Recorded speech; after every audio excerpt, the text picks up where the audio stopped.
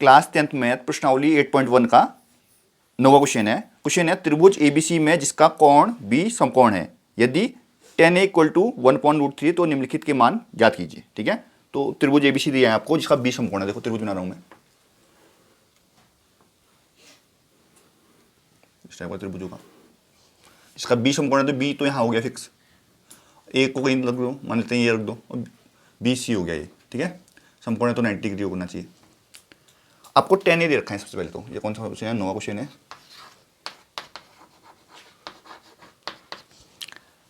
tan a 1/√3, तो ये जो वैल्यूज निकालनी है आपने ये है sign A cos C plus cos A sign सी। ठीक है, और दूसरा जो वैल्यू निकालनी है आपने cos A cos C minus sign A sign सी। ठीक है, अब देखो आपको पता होना चाहिए tan जो 1/√3 दिया है आपने, तो लाला लाया खाते खाते आए से देखो साइन वाला कॉस वाला tan वाला लंबवट्टे आधार दे रखा है आपको। लंबवट्टे आधार दे रखा है, इसका मतलब क्या है कि जो अंश में है वो लंब है ना।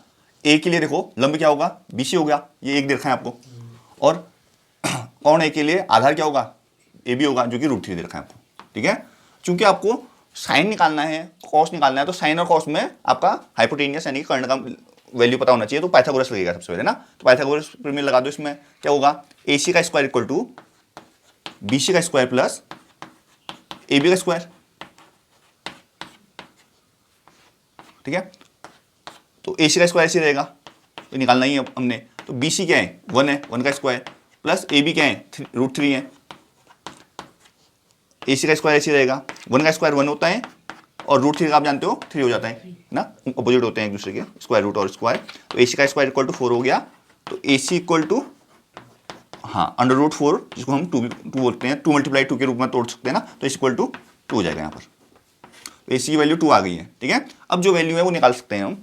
पहला जो है पार्ट साइन सी नहीं sign A cos C plus cos A sign सी।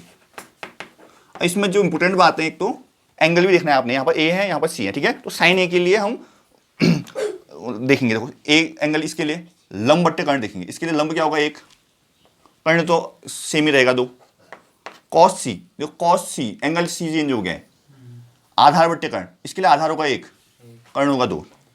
इतना समझ में आपको नहीं आया बताइए पहले, है ना। एंगल याद रखिएगा, एंगल के अकॉर्डिंग वैल्यू चेंज होंगी। ठीक है, अब कॉस ए के लिए आधार बट्टे कर्ण, इसके लिए बेस क्या होगा √3, कर्ण क्या होगा 2 ही होगा। और साइन के लिए सी, इसके लिए सी लंब बट्टे कर्ण, इसके लिए लंब क्या होगा सामने वाला √3 होगा, नहीं होगा, कर्ण क्या होगा √। इतना समझ में आया नहीं आया बोलिए। ठीक है, अब देखो 1 × 1 1 हो गया, 2 दूनी 4 हो गया, प्लस √3 × √3 3 हो जाएगा, और 2 दूनी भी 4 हो जाएगा। हर समान है, 4 ऐसे रहेगा, ऊपर 1 + 3 हो जाएगा, 3 और 1 4 होता है, 4/4 मतलब 1 हो गया, कैंसिल हो गया ना, 4 × 1 4 हो गया, 1 आ गया। समझ में आया ना। अब सेकंड पार्ट यहाँ पर कर देता हूँ।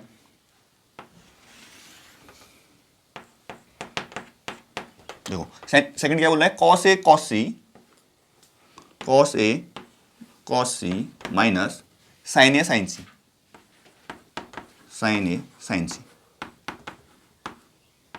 ठीक है। देखो आप कॉस ए की बात कर रहे हैं, ए एंगल के लिए आधार बट्टे कर्ण देखिए, ए के लिए आधार होगा √3, कर्ण होगा √2। सी एंगल के लिए कॉस देखिए, आधार क्या होगा इसके लिए 1 होगा, कर्ण क्या होगा 2 होगा, माइनस साइन ए, साइन क्या होता है लंब बट्टे कर्ण, ए के लिए लंब क्या होगा 1 होगा, कर्ण क्या होगा 2 ही होगा।